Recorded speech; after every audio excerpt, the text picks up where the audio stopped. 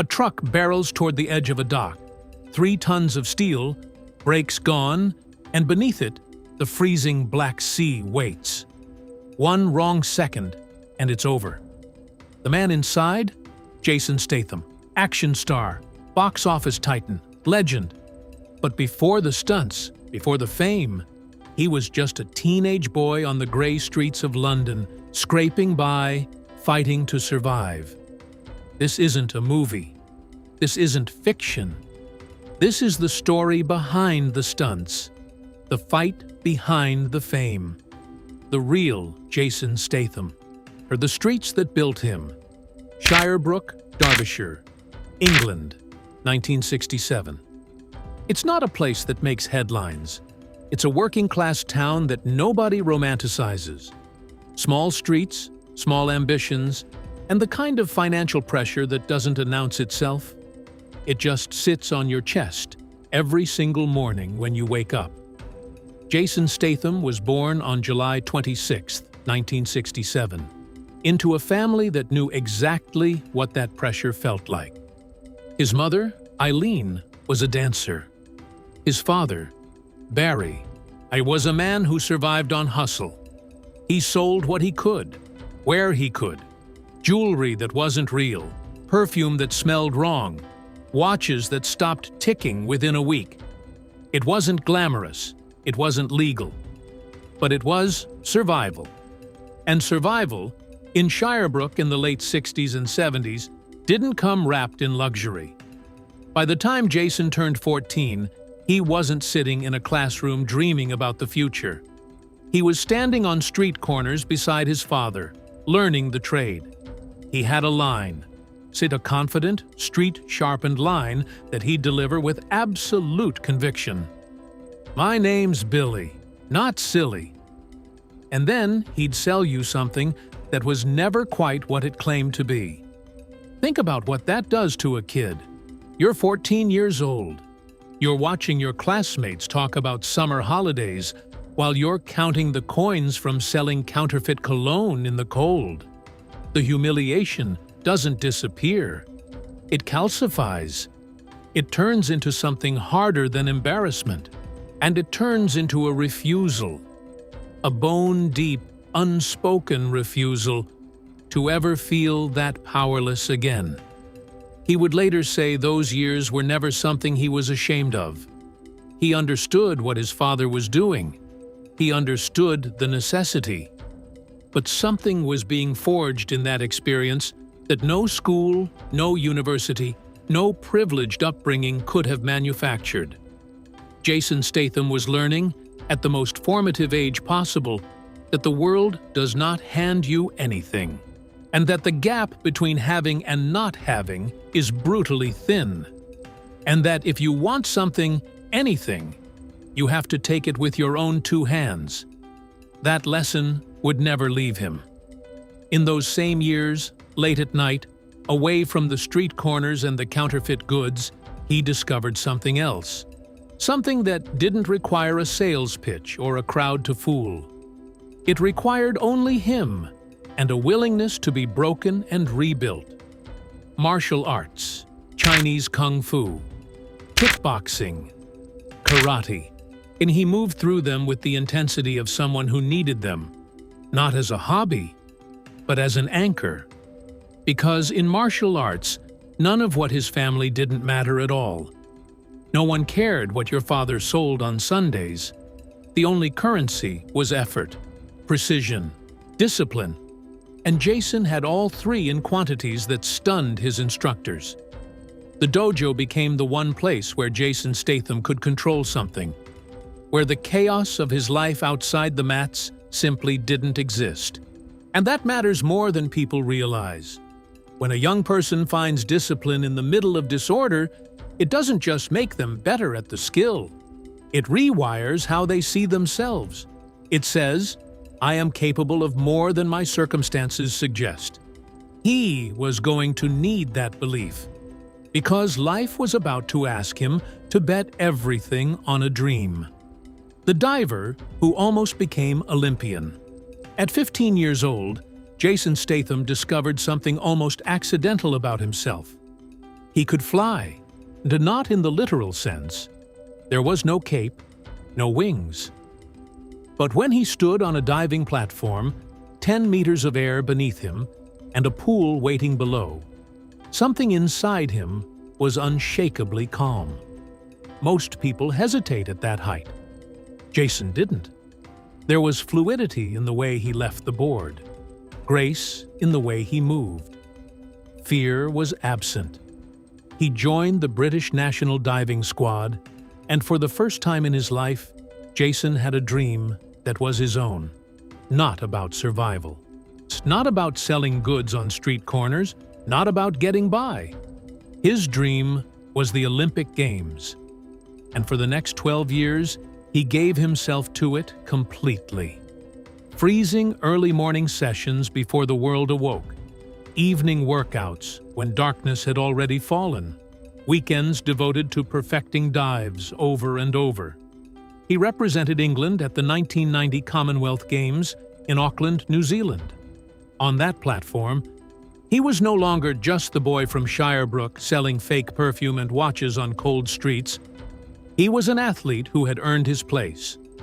2 years later, at the 1992 World Championships, he finished 12th.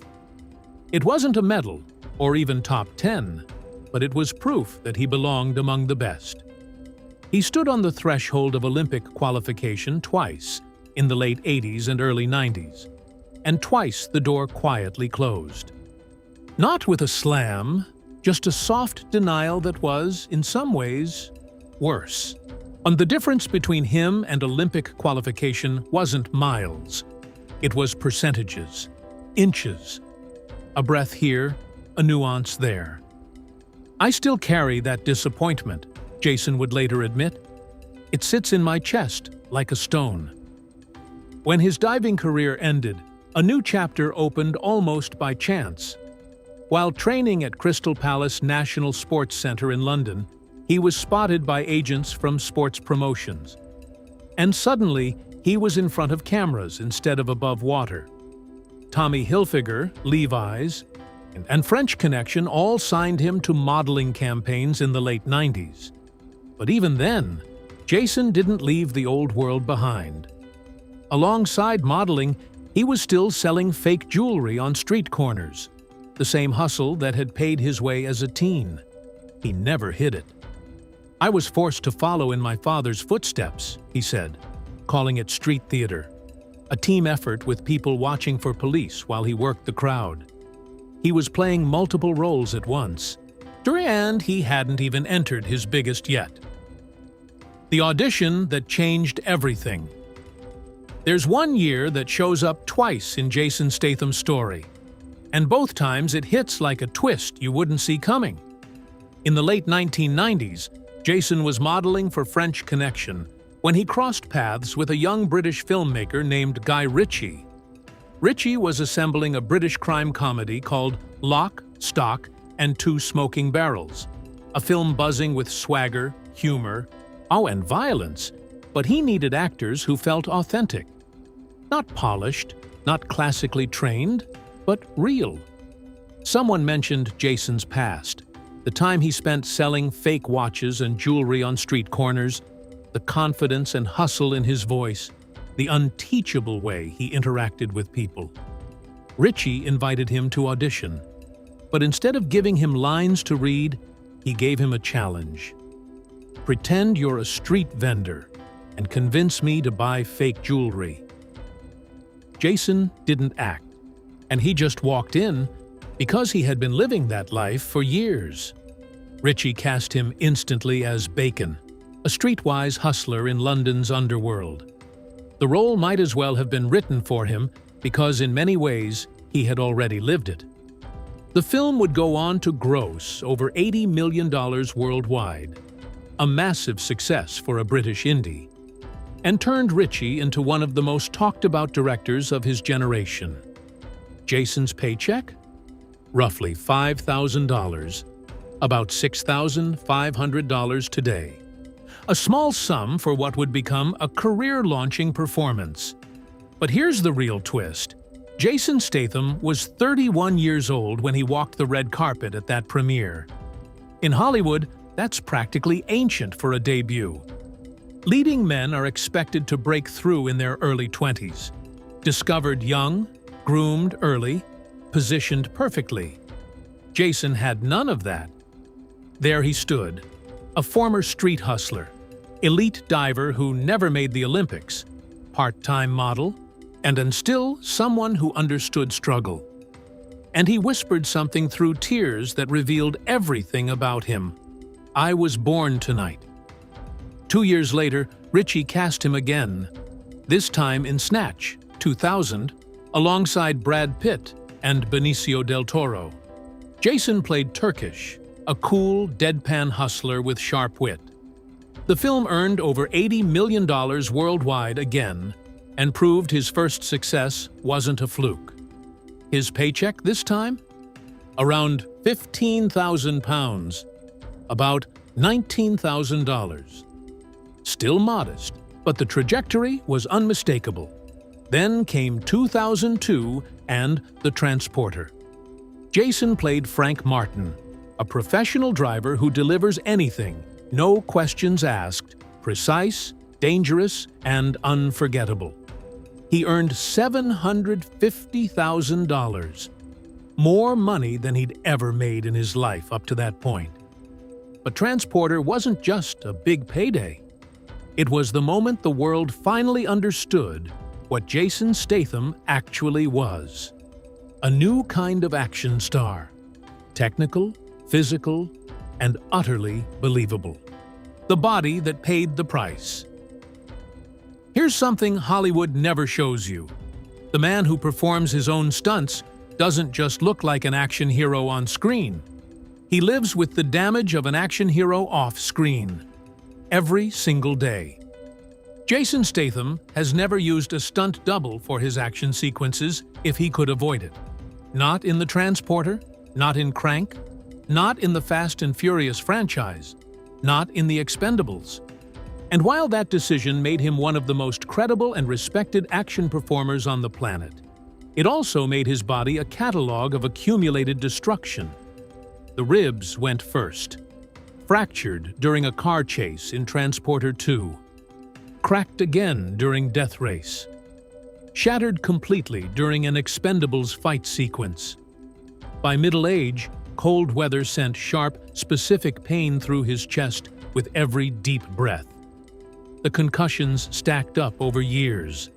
One from a mistimed punch during training. Another from a fall during Crank. A third when his skull hit metal during a Fast and Furious sequence.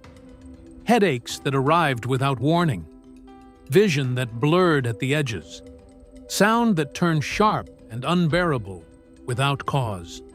His wrists, his neck, his spine. All carrying the receipts of a career built on real impact. Chronic pain is a ghost that follows me everywhere, he admitted, in a moment of rare vulnerability. People see the action hero. They don't see the man who needs ice packs to get through dinner, who wakes up at 3 in the morning because his body simply refuses to rest. But the moment that eclipses everything else, the moment that reframes his entire story, happened in 2013 on the set of The Expendables 3, on the edge of the Black Sea in Varna, Bulgaria. The scene was straightforward on paper. Jason, playing Lee Christmas, drives a 3-ton flatbed truck at speed, hits the brakes, leaps out, engages enemies. A routine action movie choreography. Terry Crews and other cast members were nearby. Everything was set. During a test run, the brakes failed. Jason hit the brake where he was supposed to stop. Nothing happened. The truck kept moving, kept accelerating, right toward the dock. And then straight off it, 60 feet down, into dark, cold, muddy water. The truck filled instantly. The weight of his costume, military boots, tactical vest, gun belt, props designed to look intimidating on screen, became anchors in the water. He could see nothing. The pressure was immense. His holster snagged on something inside the cab. The truck was hitting the seabed. For a fraction of a moment, he thought, "This is it."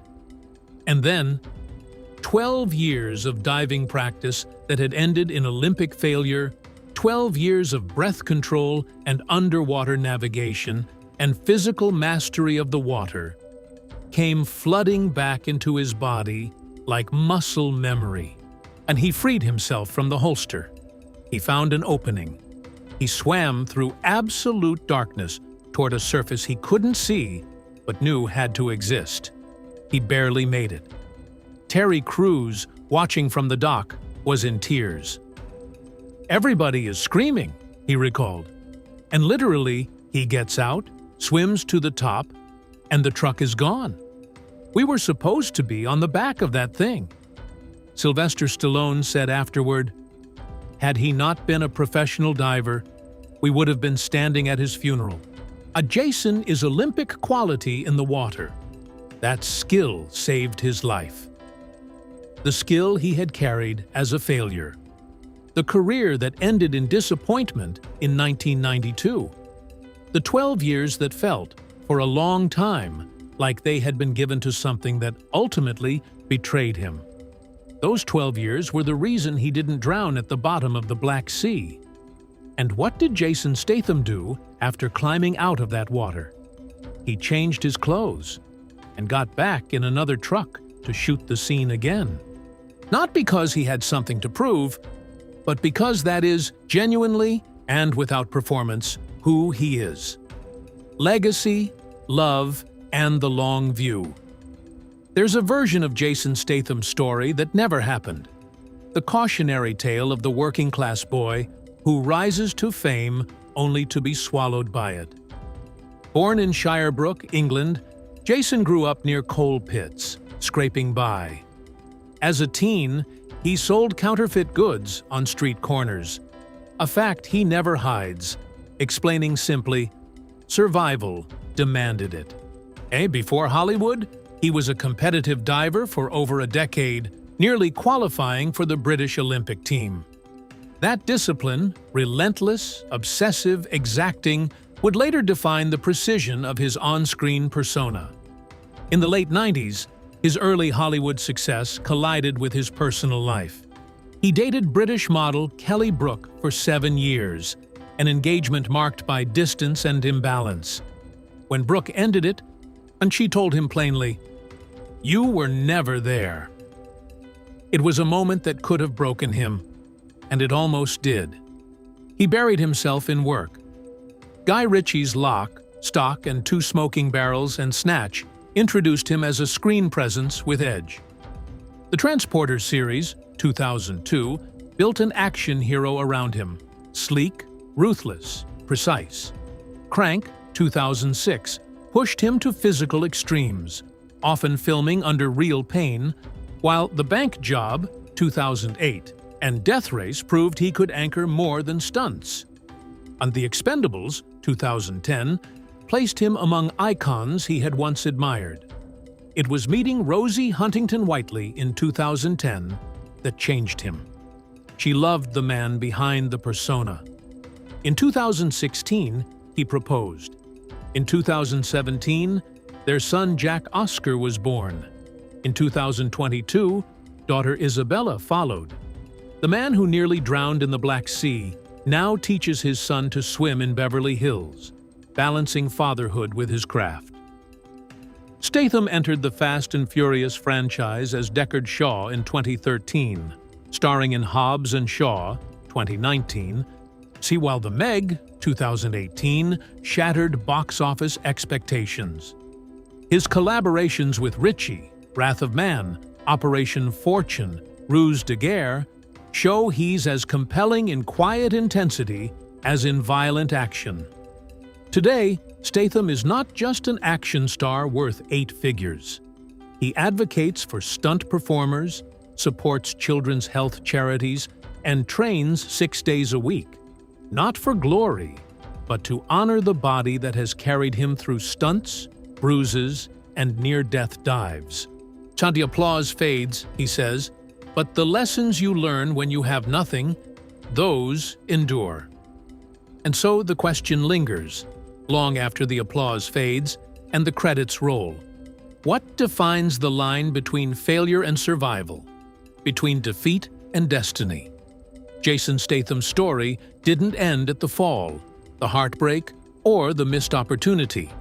It continues every time skill meets crisis, every time grit outlasts circumstance. So, I'll leave you with this. When your own life tests you, when the waters rise higher than you ever expected, how will you turn the moments meant to break you into the very thing that keeps you alive? The story isn't over.